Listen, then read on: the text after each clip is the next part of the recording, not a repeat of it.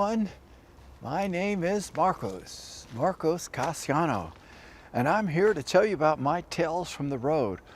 All of my adventures traveling the highways and byways of the US, Canada, but never Mexico. Today's adventure is going to be a little bit different. It's going to be an adventure that has nothing to do with music. So with that, let's get into it.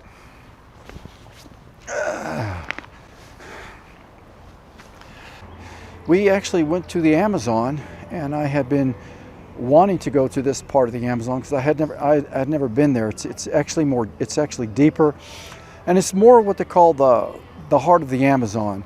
And the Amazon is so big that it's basically different in different parts. So this part of the Amazon was a lot different from the other parts that I've been to. Some of the traditions and some of the culture is a little bit different, but it's basically a very interesting place to go to. I find it probably one of the more interesting places that I've ever been to. There's just so much to see there. You'll never get tired of it. So anyways, we leave Brazil and we head to Manaus, the capital city in Amazonas. We're a little late leaving Brazil. I'm not sure why. When we arrive in Manaus, there was another delay with the rent-a-car, but it was okay. We ended up actually getting a better rent-a-car. The guy says, we took a while to check in. Then he says, your car's out of gas. And then he just gives us another car. But it all worked out good because we ended up getting a better car. But I remember, asking the guy how to get out, because when I was looking at my phone on Google Maps, it looked like it was just a straight shot going out of the city, but it wasn't quite that easy. I mean, it took a lot of it took a lot of winding around the city. I think it took us about an hour to get out of the city of Manaus. I don't know what happened to Google Maps. But anyways, when you leave the city, you have to cross this huge river. Again, you have the city, Manaus, and basically this is the main thoroughfare to get out of the city to go into the Amazon. And it's basically just one road, basically. And so we find the Rio Negro, we find the Rio Negro bridge, but we cross the Rio Negro, which is to the right. And actually to the left, if you were to look down a ways, you would see the Amazon River.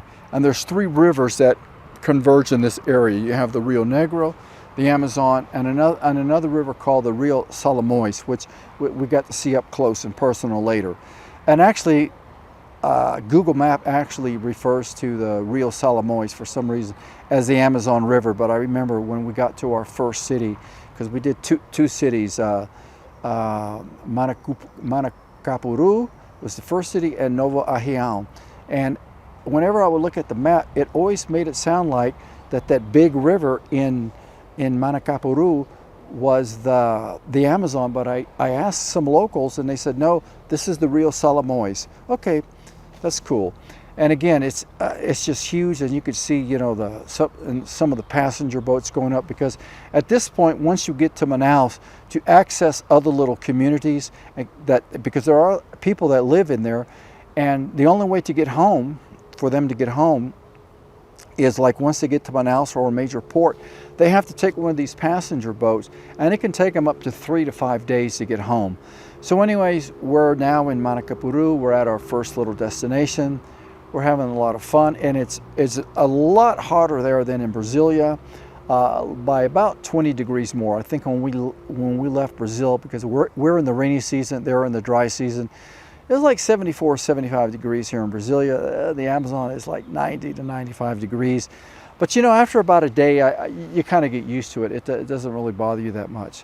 So anyways, we take a little trip into the Amazon from our first destination. Our little guy takes us around. It's always interesting to see how just thick the Amazon rainforest is. And I remember asking the guy at the hotel, I said, is it possible to go visit indigenous people? Because I really wanted to see the indigenous people. From here, the guy was saying you have to talk to someone from the government, and then someone from the government has to go to the Indian tribe and see if it's okay for people to go there. I thought, well, we know something in an hour. Oh, no, the guy goes, no, it'll take about 3 days. Well, at our first destination, we actually didn't have 3 days to wait to go see the Indians. And actually at our second destination, it was like a 2-hour boat ride, and we decided, no, we didn't want to ride 2 hours on a boat. It might have been fun, but I didn't want to ride 2 hours on the boat. So anyways, we finished our first destination, and on the last day there in Manacapuru, my wife wanted to go to the gym because she likes to work out. So we had plenty of time before we had to get to the next destination. And I noticed that morning when we had got up that the power had gone out in our room because the air conditioner had turned off. I didn't think anything of it. Plus, it's early, and it's like we're going to leave, so it doesn't really matter at this point now if we have air or not. So I take my wife to the gym, and I drop her off, and I drive around the city, and I'm doing stock photos and stock videos and things like that. So when I pick her up, I said, let's get gas, because as we're going deeper into the Amazon, you just never know if there's not a gas station or what's ahead. So I always, I want to be prepared. So let's leave with a full tank of gas. So I pull into this first gas station, and the guy says, there's no power. I can't pump gas. I go, wow.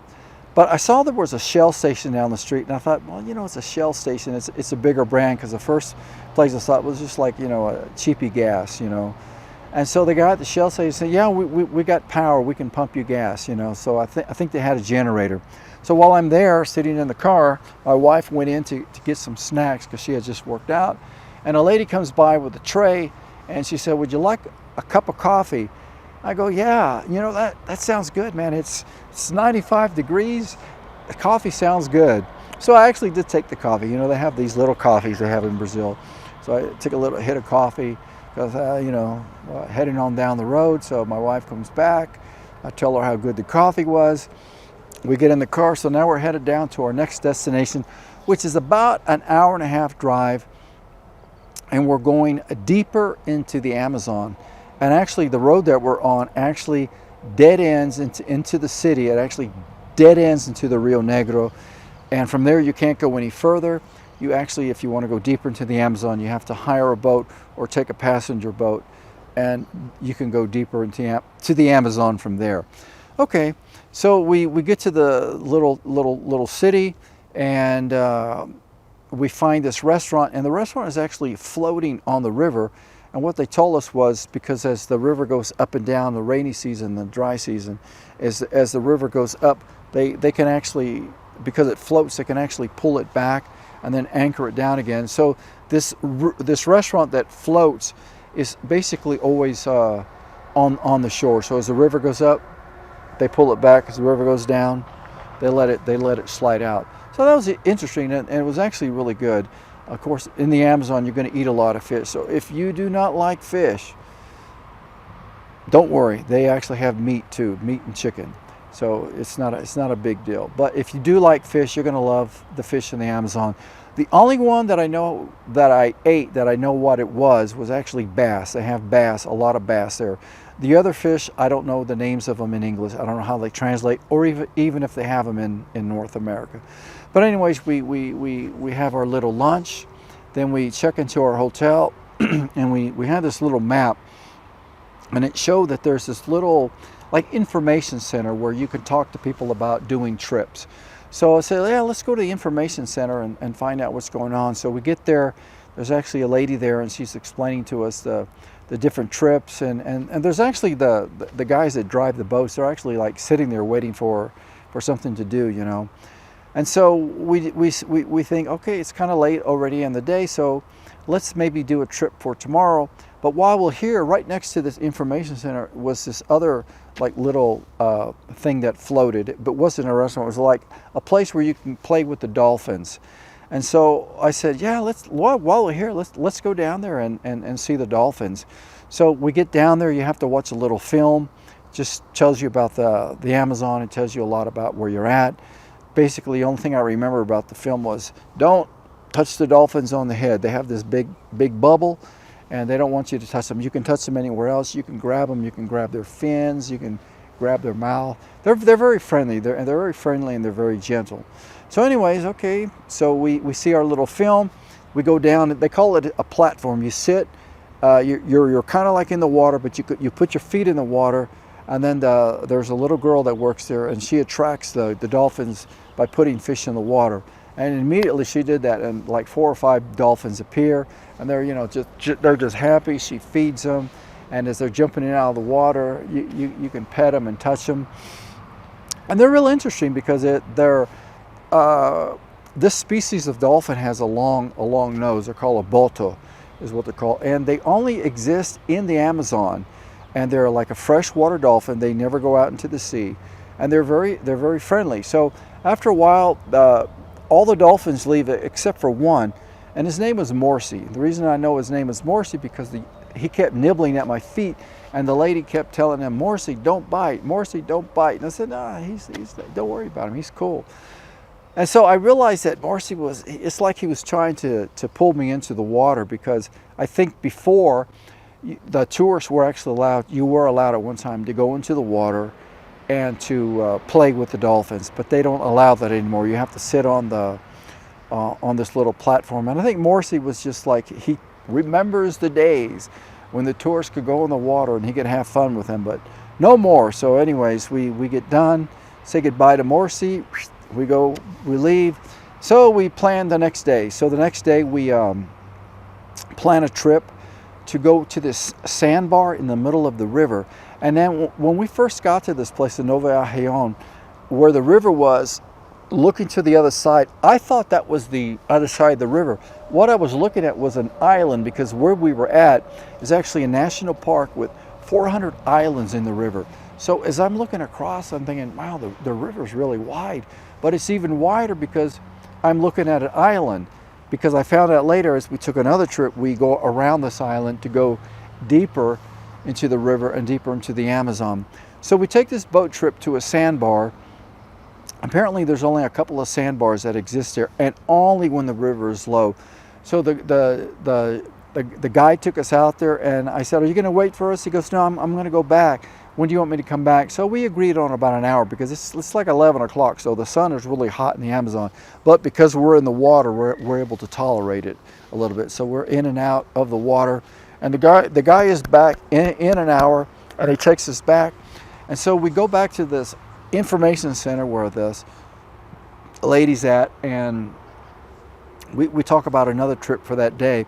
And she said, there is a sunset trip you can do, and basically this guy will take you into the Amazon, and at the end he'll take you back to that island to see the sunset, which was really cool. So we said okay.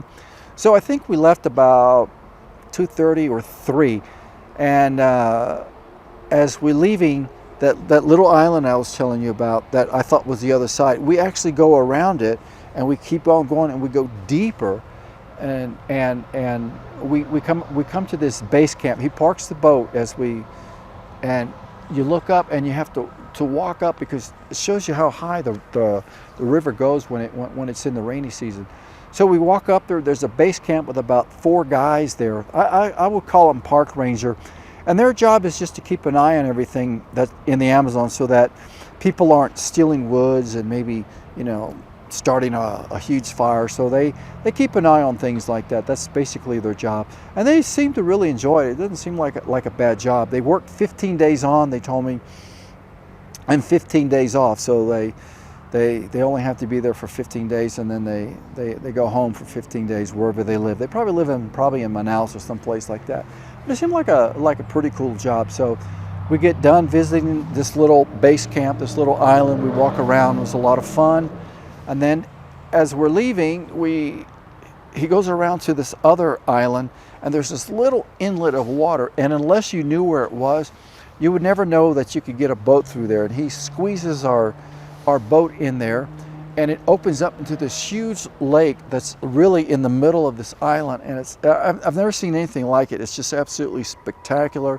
It's just beyond beautiful. It's just unbelievable. So he takes the boat, we go around, we go out of that, we leave through that little inlet again, and then he takes us to another island. And when he parks the boat, of course, there's these steps that are like built into the dirt, and you can see like, wow, man, when the river really rises. And the guy actually, once we got to the top, he showed us on the trees. He said you can see the water line where the water comes up, how high the water comes up to. So basically, these islands are not accessible, or at least they don't do tours anymore once the water is up. They can't. But just the park rangers, occasionally, he told me, will go in there with their boats just to check on everything. So we do this little trip. He shows us this little tree, He shows us this huge tree. He said it's about 350 years old. And he says in other parts of the Amazon, because these trees grow, there's not a lot of them, but he says the natives will bang on them and communicate with other communities in other parts. So I think I tested out my rhythm skills banging on the kápō tree. So it was a lot of fun. So then we get done with that, and he takes us back to the sandbar in the middle of the river, and we watched the sunset. Now, when we were there earlier at this sandbar, there was nobody there. It was just my wife and I. And basically, when we got there in the evening, I mean, it was like full of people. I mean, full of people. I mean, there was a big passenger boat there. And it's just like, wow, it's like the whole community comes out there. It's like a big tourist attraction to watch the sunset. So anyways, we watched the sunset. It was a lot of fun. The guy takes us back. You know, we pay him. And then we plan our trip for the next day. And we decide to go the opposite way to the Amazon. There was a little river community. So it has a name, but I'm just going to call them. It has something to do with, like, it translates as, you know, basically it translates as river community. So he says, I can take you there. And he said, there's another sandbar I'll take you to, and you can watch the sunset. Okay, that sounds like fun. So it's a 30-minute boat ride up to this community. When we get there, it's like he parks his boat and you look up and you see, wow, man, when the river is low, it's really far down from where the people live, because when the river is up, it's basically right up through their door. I mean, some of the houses are actually up on stilts. So a lady greets us, but they kind of, my wife and this lady, they kind of like start talking and move on, because I'm there taking pictures and looking around. So I catch up with them, and I remember asking the lady, I said, what do you eat here? And she goes, well, you know, we have the river here, so we can catch all the fish we want, and then we can hunt, because, you know, where this community is, behind them is the Amazon forest. So she says, you know, we hunt and we eat fish. And so in this little community, there was a tree, and there was a sloth up in the tree. So this was my first experience actually getting to see a sloth up close, getting to pet him, and seeing how gentle and how funny they are. I mean, their hair is really cool. It's really soft. Their hair is soft. So I'm petting him, I'm rubbing his belly. He looks like he's just laughing, you know. And they're very gentle, because it's almost like if they wanted to bite you, they can't move fast enough to bite you. They just hang out in the tree. They basically hang out mostly upside down, so they have a tremendous upper body strain. But it seemed like they like to hang upside down and just eat leaves all day long. I guess when they finish eating one tree, they'll move on to the next. So anyways, that was a lot of fun.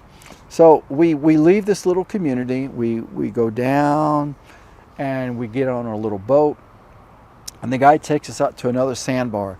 And it's one of those things, again, if you don't live out there, you would not know where this sandbar is, because when you're looking at the river, you can't see it. You can't see there's a sandbar anywhere. So he takes us directly to the sandbar, and it's just beautiful, because you have the sandbar, the river, and then you have the Amazon forest, and it's just beautiful. And we're just hanging out there, playing in the water, we're swimming, we're having a great time.